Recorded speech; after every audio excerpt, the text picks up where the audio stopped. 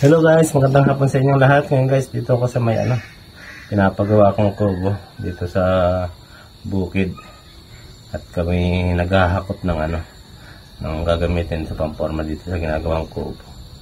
Nagawa lang ako yung nagpa-tis-tis kanina, puputol ng kahoy. Kasi kung bibili guys, napakamahal ng kahoy. So, dito naman marami kong kahoy na mga mahogany. So, nagpaputol na lang tayo para makatipid. Kasi kung bibili tayo, yung binahay ko dun sa 2 puno, tatlong puno 5,000. So, kung bibili ako ng kahoy, napakalaki ng magagastos. So, nagpatistis na lang ako para makatipid guys. Ngayon, sinasalansan ko rito para pag bukas o sa makalawa ko itatawag ng karpintero para ituloy na tong kubo. May forma na yung mga kahoy para sa sunod, dingding na lang guys. So guys, samahan nyo ako pagkayos ng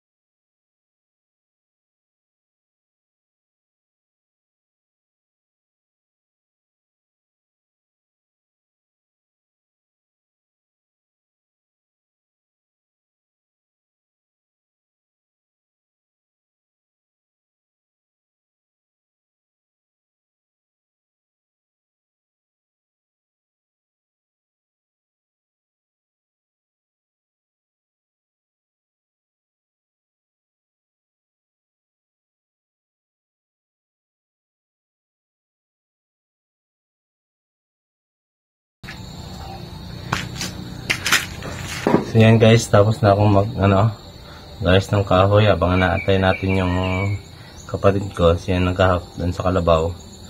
So tatabasin muna natin tong likod kasi sobrang sukal na. Libas ay matagal na nahinto. Meron na yung pupunta ditong tao.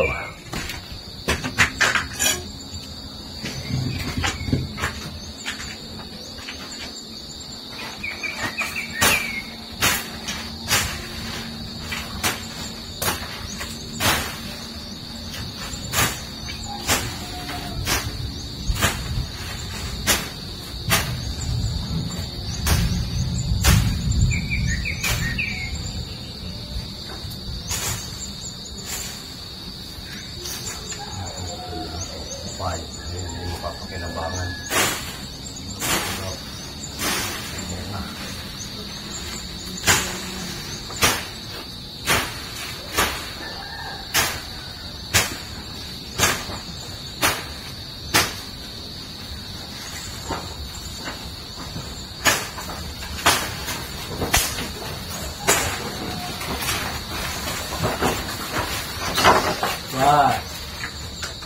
Last na yan?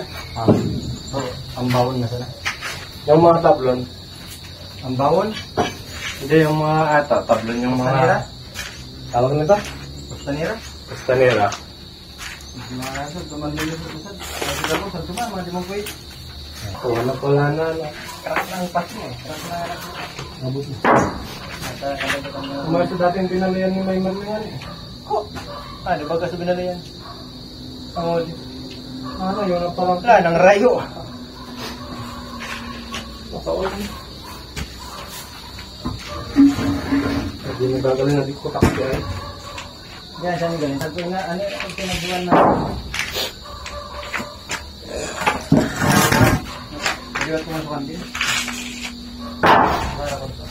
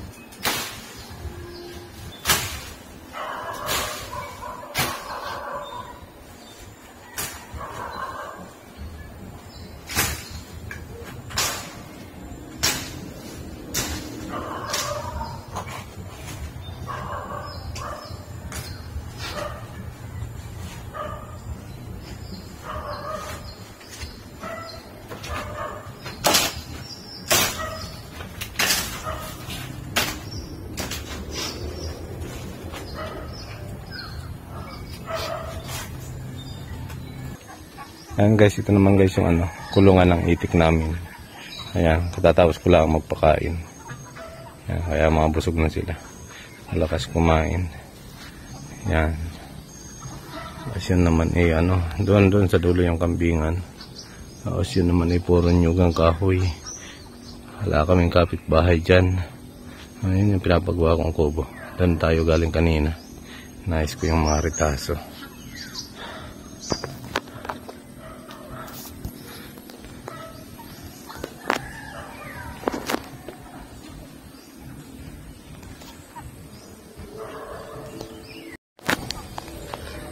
Guys, tayo uuwi na at tayo mag-ano pa ng ano, kapalaga pa nung gagawing amba. Yan yung mga itik, yan yung mga itik ko, yan yung kubo nila. At ito naman dito sa taas, dito yung asula na pang mix namin sa pagkain. Kaya lang nung umulan umapaw na was out, kaya nagsisimula uli kami magpalaki ng asula.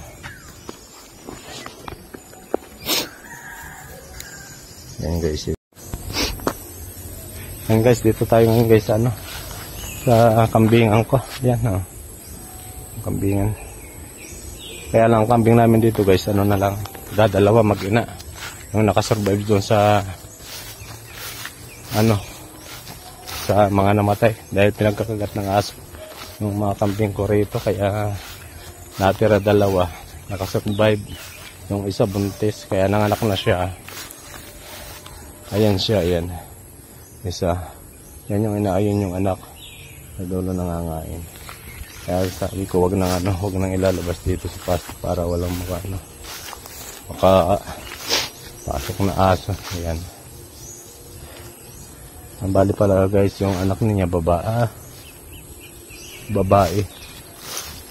yung anak niya guys.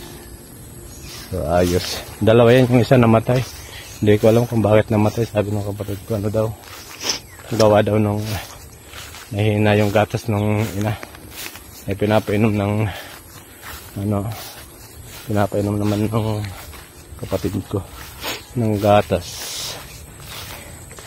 Hindi rin kinaya, namatay din.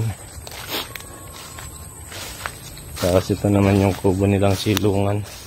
Sobrang sukal na. Mas maganda ito, makatapos talaga yung tapos talaga yung kubo kong pinapagawa para may tao, mabantayan. Ito guys yung kubo, silungan ng mga kambing.